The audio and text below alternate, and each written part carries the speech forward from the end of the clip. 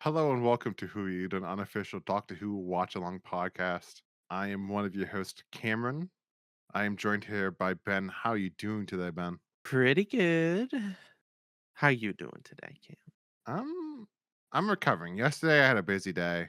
Hmm. I saw the new Paul Thomas Anderson movie One Battle After Another What on did you think of it? VistaVision. It was one of the four locations in the whole world that was playing it in VistaVision. Question one is what is VistaVision? So basically, it's an old film format that was mainly in the 50s that was like basically it was Hollywood's solution to get people out in the theaters instead of like watching shit at home on the TV because like that's when TVs were becoming more and more popular. Very similar to today is like IMAX, Hmm. but it's kind of difficult because it's a standard 35 millimeter film is four perforations, so like four frames. If you think about that, well, not four frames, but like like the sprockets on a film, Yeah. so it's like imagine a normal movie is four of those sockets. Okay. VistaVision is eight of those sockets, so it's double the size of the film. So it's like So do you they get a have to much bigger like? picture. So much more Oh, like what we would consider now resolution, even though it's not technically resolution. but like, so it's Um, just the physical film is bigger, yeah. So I so it's saw a it. better picture. Yeah, it's a better picture. I saw it actually projected on that, and like the screen was massive. So it was the best way to say it was similar to seeing a movie in IMAX. Like it was incredible. But instead of it was IMAX, like it's I guess the IMAX film is still film, but like it's the closest that you can come to that. That's not that, which I know means not a lot to you because you also haven't seen something in IMAX. But one day you will, Ben. One One day, day. maybe Avatar 3. Maybe we can go see it all in IMAX. That would be cool. But anyways, it was a very good film. Highly recommend anyone that's listening to this go see it. Yeah, I've only heard good things, except for from my boss. He did not like it. Are you gonna go see it? I may. I've It's I've worth going had seeing in the movie many theater. a couple people that I respect their Mm, opinion of say it's really great, like mm, the best of the year even. yeah. You saw So did we take you to see Licorice Pizza with us? yeah, Yeah. What do you think of that? it was fine. It was fine. Interesting. It's this is not really it's much more like suspenseful and much more like of a plot than Licorice Pizza. It has like basically no plot. It's Licorice Yeah. Pizza is just like a hangout movie, where this is much more like A, B, and C. And then I saw the Uh yeah, comedian. the only Yep. thing by him that I have seen and really like I quite enjoyed Magnolia. Yeah, I remember we watched that. And Anima, but that's not a feature. Yeah. You gotta get through the Punch filmography, Drunk man. Love is very good, but Hmm. I not amazing. There would be Blood and the Master are the two ones that you give them a watch someday, man. I don't know Sure. how you would think about them, but like they're the two best of his. But anyways, I also last night saw John Mulaney, the comedian, Mhm. and it was I'm it's familiar good. with him. He was very funny man. But this is not a PTA podcast. No. This is a K9 and Company podcast. Oh God. So yeah, guys. Today's episode we're finally doing Canine and Company. We're gonna go through the whole series, Ben. The entire show right now. The Doctor Who's first spin-off. Yes. Came out December 28th, 1981, which is kind of weird. It's like right after Christmas. If I'm remembering correctly, they made it.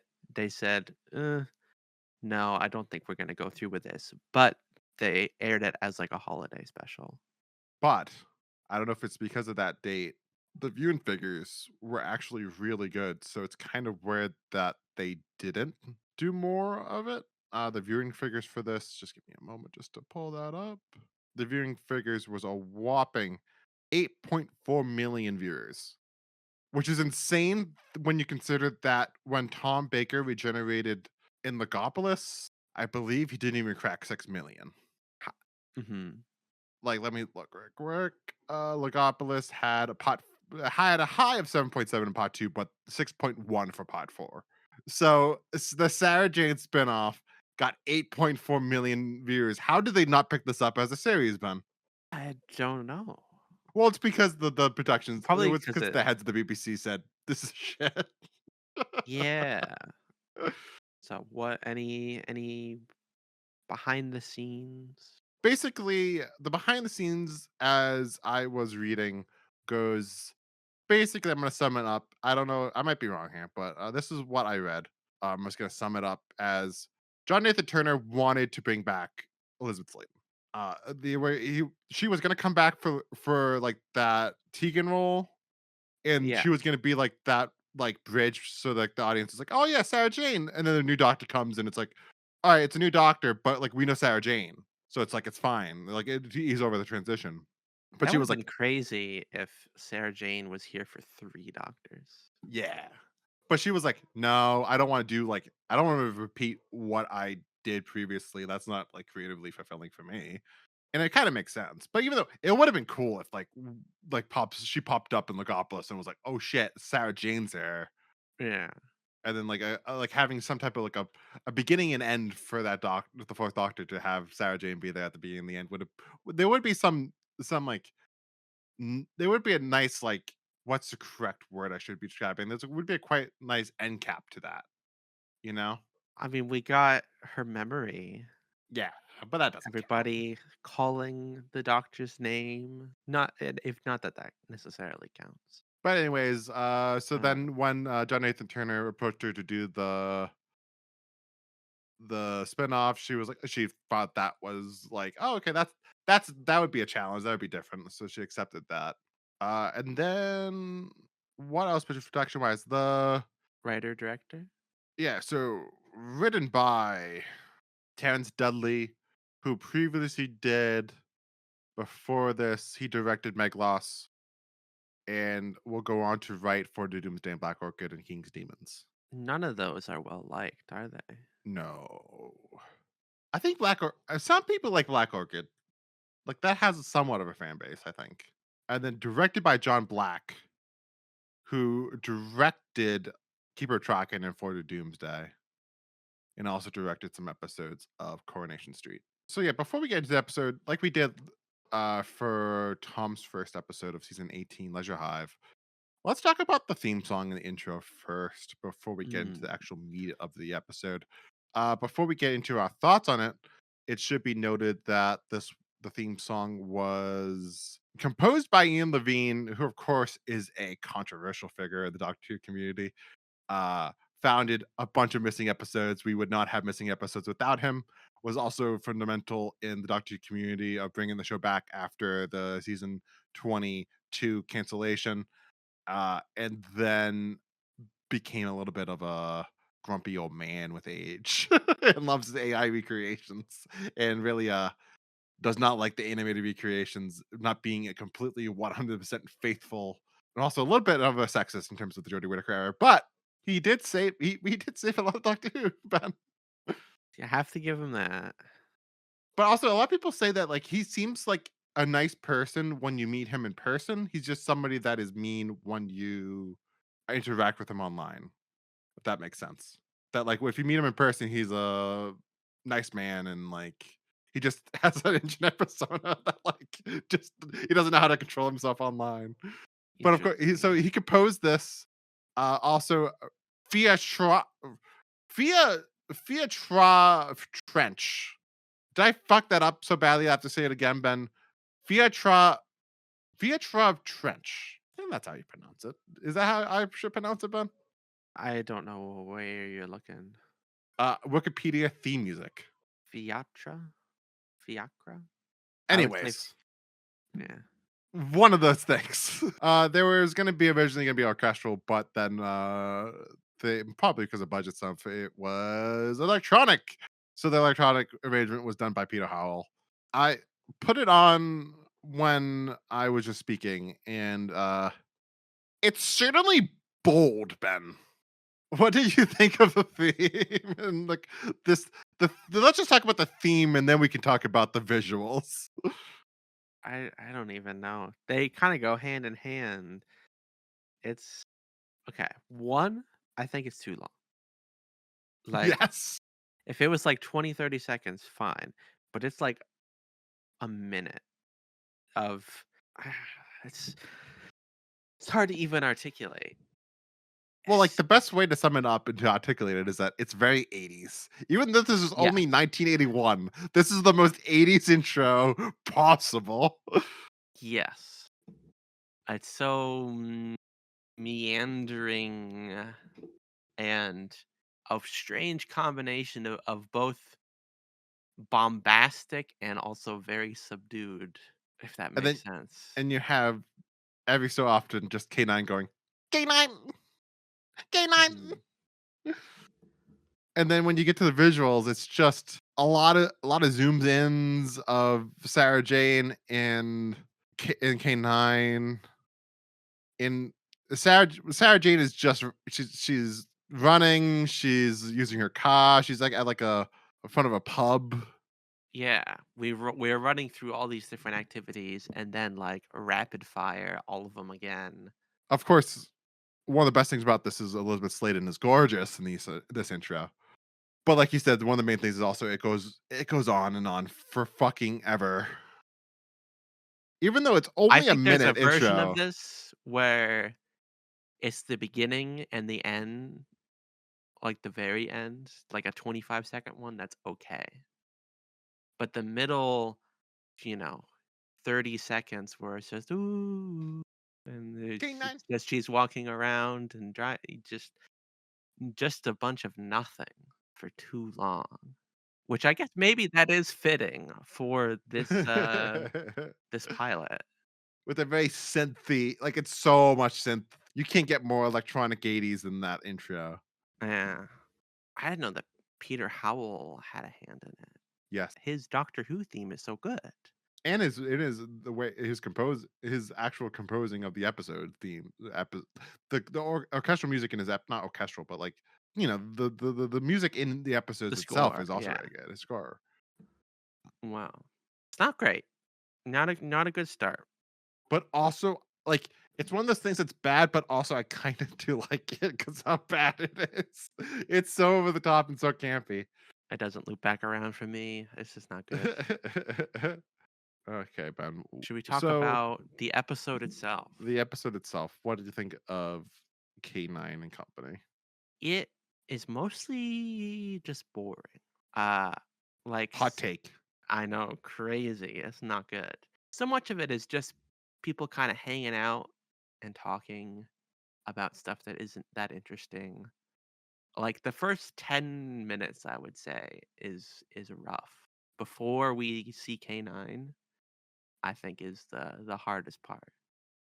Uh where they're just like, "Oh, yes, Miss Shirley, she went down to the store and she said that uh, just a lot of gossip and party and just a lot of boring, meandering nothingness. Um, And of course the main mystery of the main mystery of the story is Sarah Jane comes to visit it's her aunt, right? yeah, She goes to visit her aunt, but her aunt she's has left for kidnapped. America and she did not get told about this. Did So she there's get kidnapped? there's this thing of is did she get kidnapped? Did she get killed? What's the mystery here? Yes, And at the same time, Sarah Jane meets up with a young boy who Brendan, is kind of a genius who character. knows way too much about how K9, this robot dog from the future, exactly how his electronics works in intricate detail. Like if he knows how it works and like society has somebody like that is that smart. Why don't we have just like Yeah, that type it of seemed shit in like just this like he could universe? just build it if he wanted Yeah, to. yeah, yeah. Like, like he should unit get on hiring this kid, even though probably the brigadier would be like, I can't stand this guy because he's so goddamn annoying. Because he fits that mode of the character's name. Let me just get it real quick. It's Brendan Richards. Brendan Richards, it fits that mode of it happens a lot in science fiction TV of this era. Adric, and then there's what's the Star Trek Next Generation version of this, Ben? Oh, Wesley? Yeah, Wesley of just like the genius kid, but he's also and he's kind of the audience surrogate, but also he's just annoying as hell. You just want him to die. Mhm. Did you feel that way about Brendan Richards, Ben? Did could you stand him, or were you like, get this fucker off the screen now? I did not wish him death, but I definitely didn't really like him. And I have to point it out. I don't know if this is just actor's name is Ian Sears, if that's just his laugh. Did his strange laugh stand out to you at all? Not no, I don't remember his laugh, to be honest. You Did don't remember his no. name? Here, take a look at this real quick. Like, it's bad. It's bad. Brendan, stop honking. I thought that was funny. I don't know. I think it was. I couldn't tell if it was supposed to be. But yeah, it's just boring. I agree with you, Ben, that like it's boring. I would say I was kind of just in it for the beginning part because I was like, all right, like this is a new thing. I want to like this. But then by the point that it gets to like Sarah Jane at the party, and like it just continues. I'm just like I just kept like there's nothing there to grab onto, so I was just so bored. Yeah, it's too slow. And the As fact that jumping ahead, yeah, it's kind of anticlimactic, you know. yes. Her aunt is totally fine. It was just a coincidence. Uh the incredibly sketchy seeming neighbors who were trying to persuade her, oh, everything's okay, you know, lock your door, or they're just like they're nobody. They're just not affiliated with this cult at all. It was the postwoman all this time. Who could have known? The one that we saw for 30 seconds. And Yeah. it starts and ends kind of just with a whimper, and I'm left kind of checked out for most of it. But also, like, you would think that they would say, "Okay, we gotta do a Sad Jane Doctor Who spinoff. That first episode, let's have it be like a monster, an alien. Let's have it be like, oh yeah, let's bring back the No, Autons. Let's they bring go back for like the classic let's let's do a random story cults. where it's a Silurian. It's just one Silurian that survived, or like, it's a one Zygon that survived, or like, a story like that. That's just like, something a little bit like, okay, I know about the Autons, I know about the Yeah, Zygons, and it's just like, which I don't know if it was intentional or not. Aside from, Sarah and K9, there's not much that connects it to Doctor Who. no. But then like it also, I think it's very weird of like a whole cult thing. It's a little bit like it fits into, I think, what this whole story's problem also is of like like Doctor Who is a weird thing, that what is the age demographic for Doctor Who, and it's everyone. What is the age demographic for this show, Ben?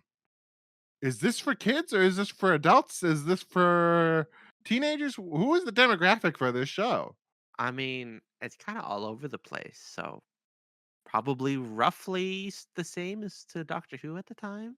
But, like, you know what I'm saying? That, like, I feel like Russell understood that well with the spinoffs in the early 2000s, not early Yeah. 2000s, but the This aughts. isn't definitely the 1980s equivalent of Sarah Jane Adventures. But also, it's not like he understood that, like, okay, Sarah Jane is gonna be the kids show and Torchwood is gonna be the adult show, because it can't just be the same demographic as Doctor Who.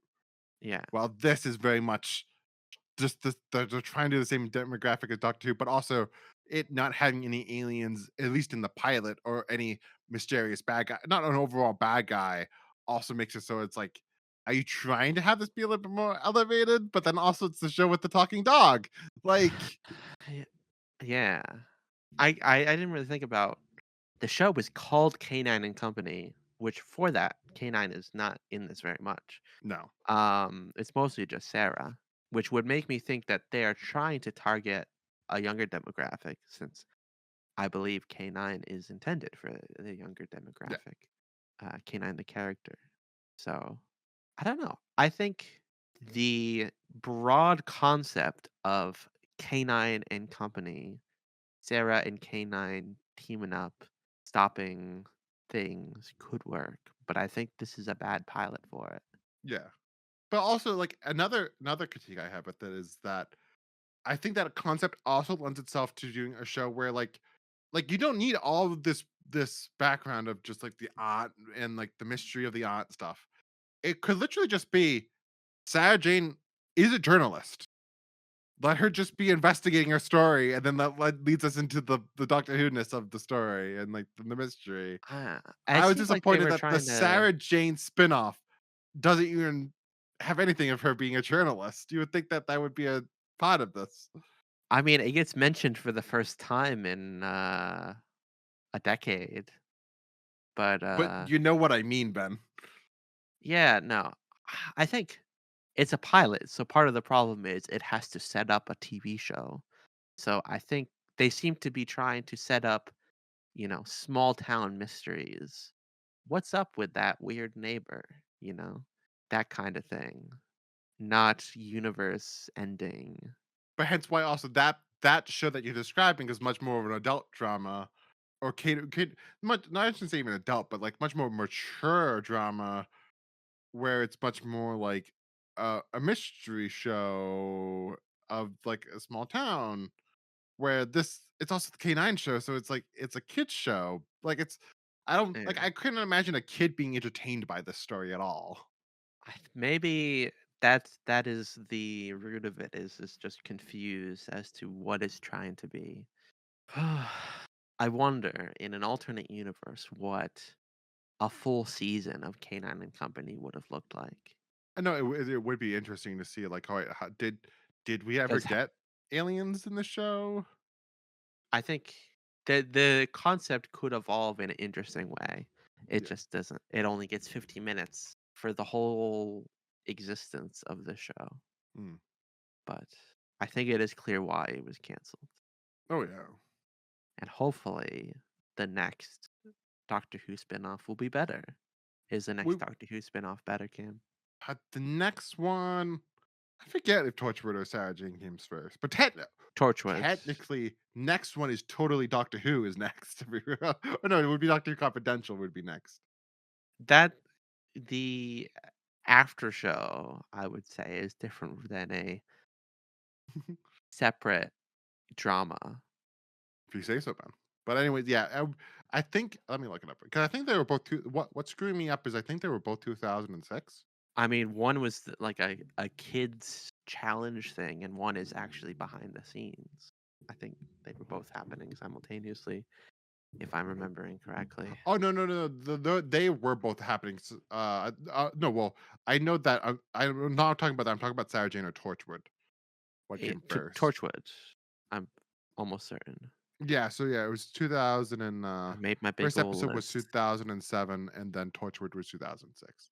But Yeah, no, after series 2, and then yeah, after the end of Torchwood, we have the Invasion of the Bane, yeah. Sarah Jane Adventures. And Sarah Jane it's like Torchwood is very mixed. Like, Except for series 3.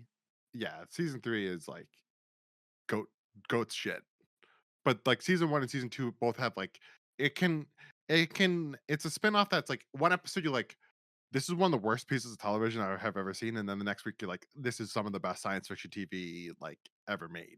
It's very much that type of show of just like Mm, they because it's a show that it's kind of like Doctor Who, but it's more has because they don't know what the show is. It has a little bit more freedom than Doctor Who. Also because of its time slot, it has more freedom of just like it's an adult show, mhm. and like it also has like a similar issue. What I've been told the new Virgin Adventures have of like it's since now it's like, "Oh, we can do this gritty adult content." It's They're like we can going over the line in the other they're direction. going over the line and it feels almost like a 14-year-old's like first time writing something that's a little bit more mature attempt at doing it. That's like the second they're literally the second episode of Torchwood Ben is a monster that kills people while having sex with them. That is the Yeah, second episode of Torchwood. wow. I will have to look forward to that. But Um, anything more to to go say back to about this Canine and Company? the introduction of K9 this episode. So of course she gets a like delivery from the doctor, but she doesn't know that it's just a box, and they open the box, and then it's K9, and she gets Mark told it's from the 3. doctor. So Ben, what doctor do you think it was? Do you think it was Tom, or do you think it was Peter? Definitely Tom. Yeah. Do you think this was like? What do you think this? Do you think this was in between Keeper? No, yeah, in between Keeper Traken and Legopolis, or in between Legopolis, in between Keeper of the in between I don't know, Warriors Gate because they say, and Traken. um, like, "Oh, it's been in my attic for a few years, and you Yeah, haven't." that doesn't mean anything. He's a time traveler, No, Ben. yeah. That means that this K9 could be David Tennant. I I bet it's Tom. I bet it's like I bet it's like season 17 Tom. So you think K9 Mach 2 was aware when he was building Mach 3? Yeah, Okay. I would guess. I guess I don't really know. But I now want What to does picture the just K wiki say? I now want to just picture how jealous K9 Mach 2 would be that he's already building Mach 3. He's just like, "Why are you doing that? I'm still alive, Doc. I'm right here. Don't replace me. I'm Master. Don't please." I mean, it's not a superior version. It's just the next one that he's giving. Uh, the wiki said potentially at the same time he built Mark II. Okay, that would make sense. You had some spare pots left over. Yeah. It's like, "Oh, I know.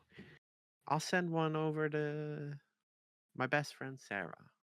It would have been cool if like if the doctor was actually in this, and he was like, "Hey Sarah, here's a gift," and then just bounced into the TARDIS and just No, left her. I would have much preferred like 5 minutes instead of her aunt chatting with her neighbor of like, what if it was the doctor materializing, dropping off a package and leaving without saying anything or something. Or even if we just saw like his coat or his scarf from the back, like we don't have to see Tom's face. Yeah, It's a like, but little more to connect it. yeah. Or she just she like she sees the box at her doorstep, and then she hears the TARDIS dematerialize, and then she looks down, and then she opens it, and he's like, "Oh my god, it's K9." Well, what else to say? How how could this story be better? Like I said, I think that one, include an alien, and then two, have it just be a story. Cut out all the fat. Just have it be she is investigating a story about like disappearance of something, or like something's odd about a place, and she has to investigate it, which leads then into the science fiction aspect of the story. And at the same time, then she finds out that the doctor left behind K9. So you have the Yeah, two things going on at the give same her some time. more agency Yeah, instead of like, well, I'm here now. I guess I'll have to do something. yeah. I think it needed some more like action and excitement. Yeah, but, like, that's what I'm saying, like, an alien storyline would have, like, a pretty much a structure of, like, she gets the clues, and then she sees something for the first time, and then there's an action beat, and then it slows down a bit, and she has to gather more clues, and then we have the Yeah, big 3rd act, and then the story's over. Like, it has that formula to it, where this, it just kind of just la dee da, yeah. la dee da. They when she finally confronts the cult, it's over in 10 seconds because K9 just shoots him, and Yeah. it's the end of the story now. Yep. And there's no interaction before then. And having like a villain would be good. Yeah. A real villain. Well, better luck next time. Should we wrap things up? I don't know how much more I can say about K9 and Company. Yeah, Ben, what is There's no cliffhangers. no cliffhangers. No, no, no, no, no. Um, it's Best and not. worst special effect. What's the best special effect, Ben? I can't name a special effect. The only special effect I think is K9 shooting a laser. Yeah, she does that a couple times. Yeah. That's pretty cool. Pretty action packed. Um, well. Do you think you'll be watching a Girls Fest Ben again anytime soon? No, I would be curious to see special features that are on the Blu-ray. Yeah. what those would entail. But I don't need to watch A Girl's Best Friend anytime. For the rest of my life, probably. I'm good. When you get it in, when they re-release it in 8K, Ben, you get that 8K Blu-ray, you're gonna be like, Uh, "Ooh." I know what Ian Levine needs to do. He needs to AI generate Canine Company episode 2. Come on. Um, so Cam, how would you rate A Girl's Best Friend? It's a 4. Actually, I rated Pescaton's a 4.2. It's a little bit better than the Pesca it's probably why did I give Exploration Earth a 5? That's really high. Probably just gonna give the same as a 5. It's just right in the middle. Don't you remember the is it it's like Omegron? Yeah, something like The that. Migron? I think it's the Migron. I probably rated it a 5 just because it's like, "Oh, at least it's trying to be educational." I'm gonna give it a 4.4. So you think Exploration Earth is better than this? It's kind of apples to oranges. Um, I mean, probably, yeah. Honestly, it's interesting. Okay. It's more interesting. So in the Doctor Who magazine poll, Ben, there's none. No. Um, the time scales, which is a great website where Doctor Who fans rate every piece of Doctor Who media that has ever been made, uh, gives it a 5.6. And on Letterboxd, they give it 3 stars, which is equivalent to 6. So I guess we're a little bit hard on it. Talking about special features, I would be interested to watch the Elizabeth Slade and John Leeson, and Eric Sayward commentary track. What do they say about this? Does that exist? Yeah, it's a commentary track. Oh. So Ben, do you think are you gonna read the after this? Are you gonna read the Adventures of K9? I I am curious what the connecting lines are between Canine and Company and Sarah Jane Adventures. I would check out like, the Canine Big Finish or not Canine, Sarah Jane Big Finish. Yeah. I would check out the Canine uh books that Dave Martin wrote. Yeah. I think this Okay. sucks, but what the future holds could be good. We'll see. All right, Speaking guys, of join. what the Yeah, future holds, next week we will be talking finally about the Fifth Doctor, Castrovalva. Big Davis in his hair, babies. Is that what they call him? Big D? Big T. Are you ready for that celery, Ben? Sure. It's gonna All be right. weird seeing a new doctor after all this time. After a year straight of just watching Tom Baker once a week, Yeah. because like we're reading for next week. Is it next week episode or is it gonna be the week before? Do we lie? What's coming first? Is it this or is it the book coming first? Um, in the planner, I have Legopolis, Festival of Death, Retrospective, Girl's Best Friend, Castrovalva. Okay. But right now we're reading the book. We haven't recorded the episode yet, and I'm just like, God, this is a lot of Tom. A lot of It's a Tom. lot of time.